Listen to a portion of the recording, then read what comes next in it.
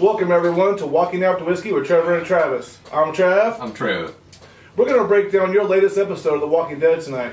We're also going to review Uncle Touchy's whiskey. Uncle Bob's whiskey. It's a root beer flavored whiskey. It's pretty good. Uncle Touchy's Night Juice. Yeah, we're going to have a great show for you tonight. We're going to break down Season 7, Episode 3, entitled The Cell. Yep, and then we're going to review this nice, fine bottle of whiskey tonight. It's well house or top shelf, and this is bottom shelf, but it seems to be pretty good. We'll tell you all about it. Warms your bottom. Let's get to the review. First thing we're going to talk about tonight, the first thing I want to talk about tonight is what do you see right when you first turn the TV on? Is they're watching Who's the Boss? Who's the Boss? That's very subliminal to the show because Who's the Boss? That's Negan. This is Daryl's. Welcome to Daryl's Torture episode. We're seeing The Cell, Season 7, The Cell. Yeah, we see. It actually starts off with like a day in the day of Dwight. And Dwight's best day is very melancholy of taking numbers down to people and how they mark up their points, stealing from people, running people off, sitting around eating pickle sandwiches, and watching Who's the Boss in his own little dark room. They got it made in Negan's Tavern there. It was like in a big old ran-down factory, right? Right. And they got it made, and then you see Dwight going through, picking through everybody. She writes the number 39. He sees these people there.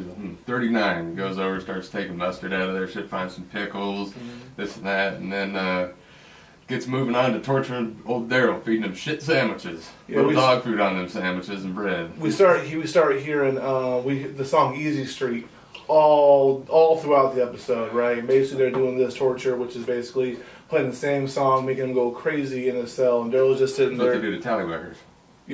Yeah. And so he's basically in a cell, naked, just dirty, and they're playing the song to him and just throwing food at him, basically, just like you would a dog, trying to break him of his spirit, really, like you break a horse. Or after a couple times coming in, he throws him some clothes and says, "You better just do what he says," and takes him out to meet Negan and trying to break him, see if he says that he's Negan yet. He doesn't kneel, so they push him down, and then he finds, after they abuse him so much, he finds a way to pick his way out the door. He comes out there, and this is one of the second points. Negan's new wife and Dwight's ex-wife notices who Daryl is and remembers when they stole his bike. She's feeling bad.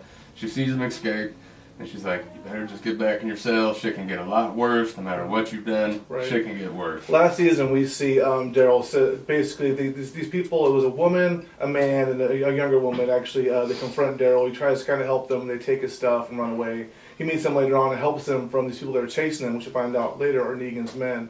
And his face was ironed. Yeah, then the young girl dies, and the couple will take Daryl's stuff again and leave again with this stuff. And so basically, this is Dwight's wife telling him how sorry he feels that we took all your stuff and left you for dead. And even though they left, Daryl was like, "Yeah, you're sorry."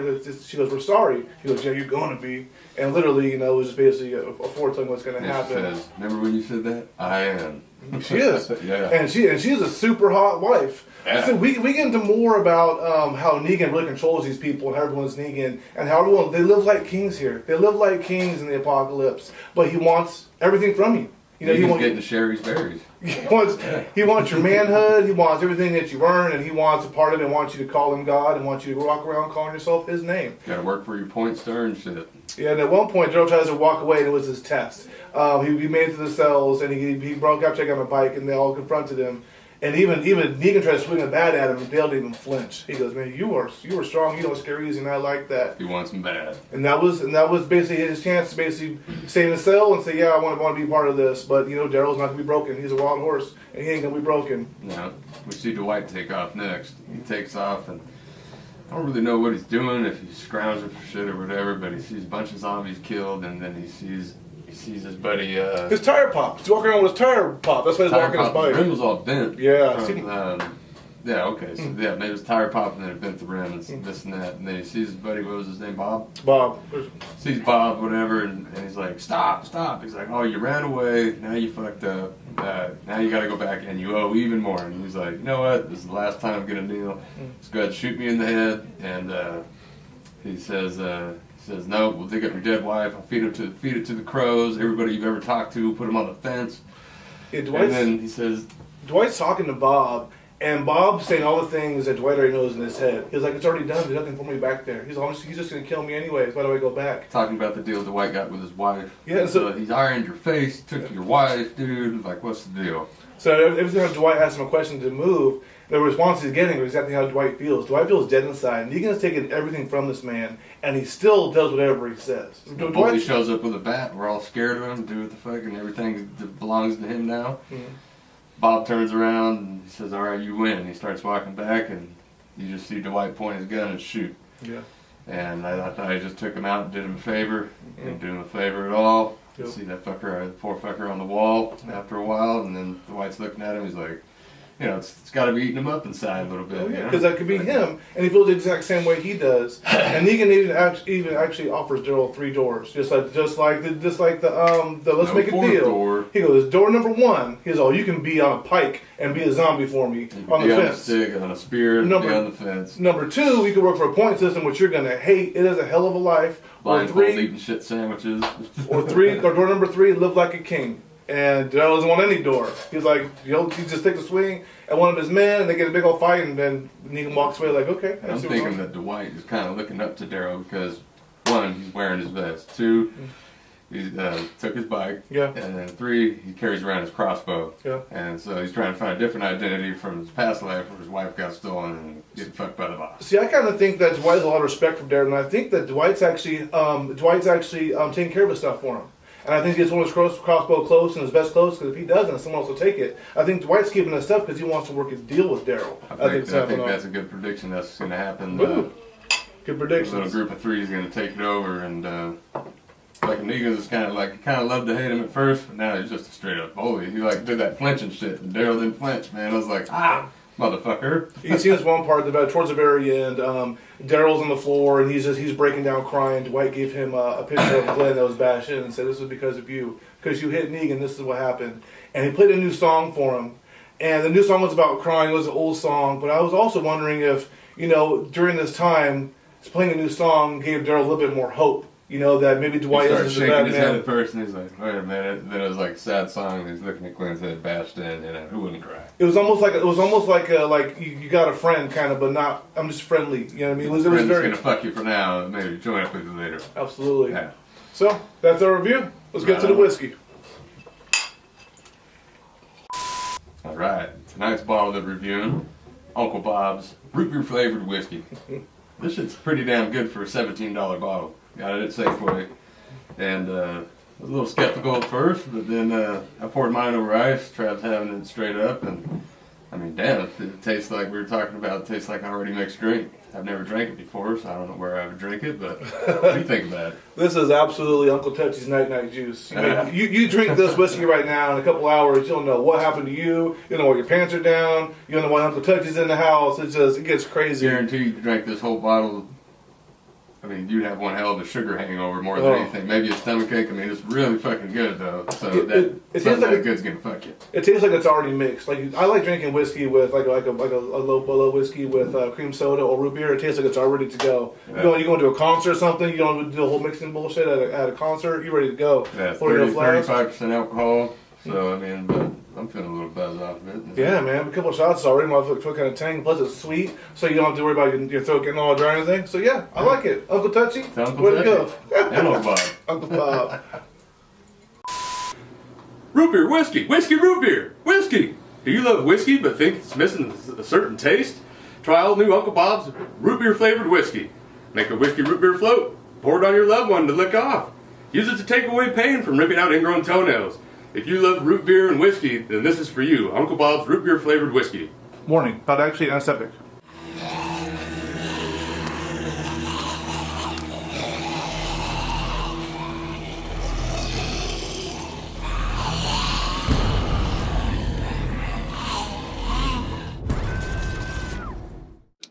Time to get a little drunker. I'm already sweating like a motherfucker. You're sweating, boy. Yeah. Because these questions are going to be so tough. Yeah. This is the part of the episode where we play a game called 3 Questions. And since Trevor cheated last week, I'm going to go first.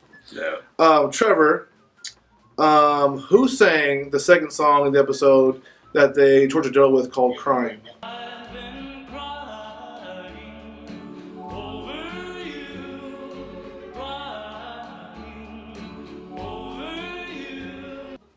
Brian, let's take a wild guess. Say Elvis. No. No. Don McLean. Don. No, Don. No. Oh, yeah, that's me going too. Oh yeah. All right. What kind of dog food did he put on Daryl's sandwich? The best dog food ever was Alpo.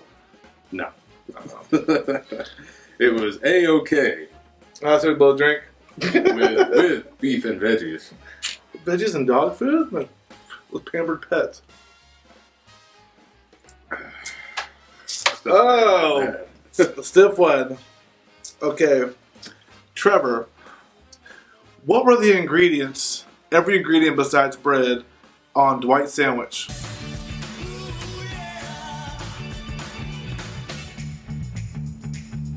Oh, you got it, dude. Pickles, tomatoes, mustard, lettuce, and 2 eggs. Ooh, we were looking for fried eggs. But we'll give it to him. We'll give it to him. We'll give it to him. We'll give it to him. We're gentlemen here. Go ahead, brother. All right. Daryl's inside of his cell. How many times did he kick the door?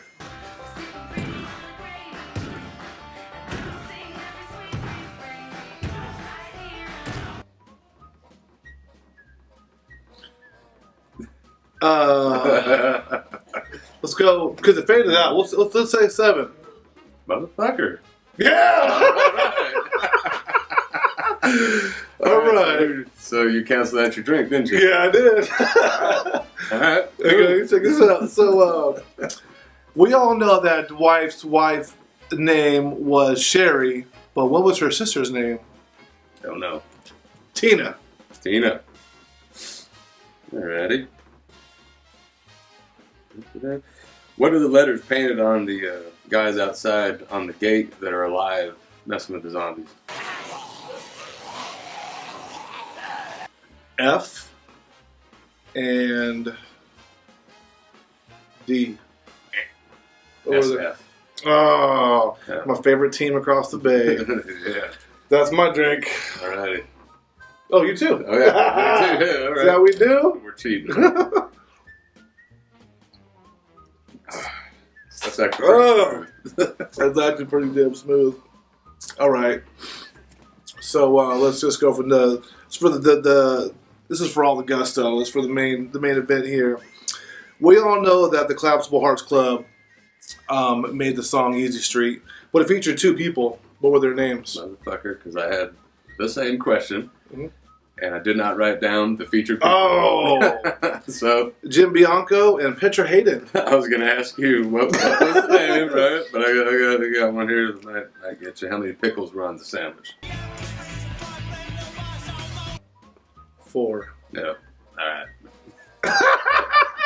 That'd be a loser for me. I finished the whole glass. Hey, I can let you go away. So, man, we're gentlemen here at the Broken Hearts Club. Oh, we're doing round ahead? Yeah. Cheers, everybody.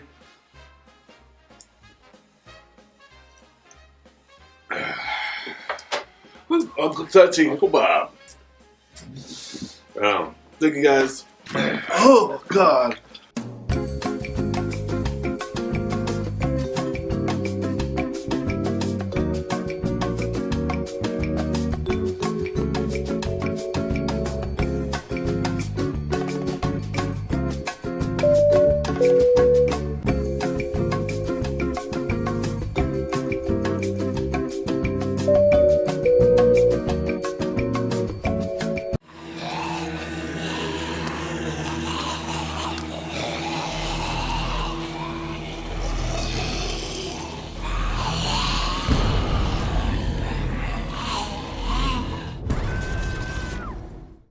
Old Dirty Bastard here saying thank you guys for watching After Whiskey again.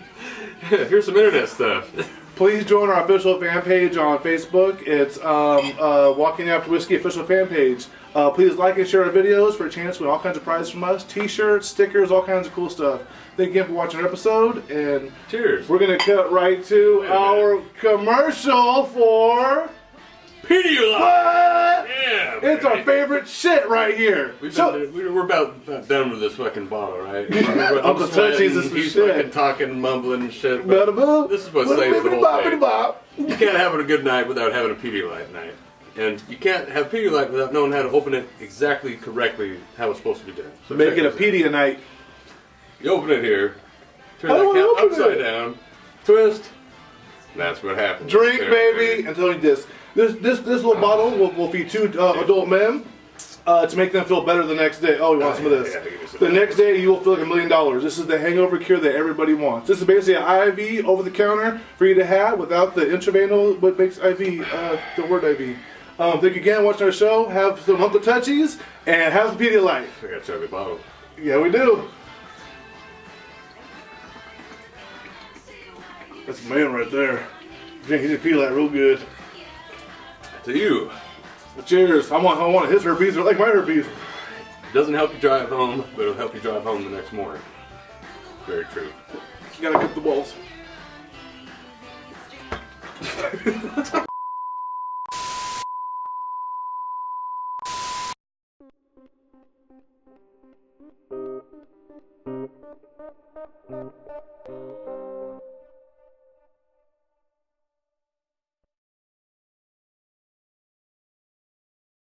You know, oh, dirty glass over. Oh yeah. Huh? Yeah.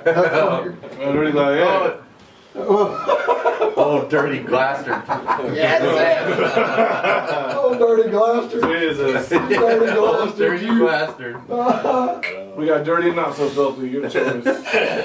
If you tell, give past Travis to say about our fan page, and I'll talk about the Facebook fan page, He and knows around. then we'll break, and we'll talk about underbiting our show, our fan page Undertow? on a camel toe. Undertow. Salty's is kicking in, huh? It's no joke, man. It's Old dirty glaster sweating. Alright, so, it's all the black you wear in the daytime. That fucking poo-poo sweater you got there. Foo-foo. I feel bad for the flock that lost their wool to this fucking sweater. Killed a million flies to make Hey that. man, it's not a medium. It's a full on XL. Yeah, the walls.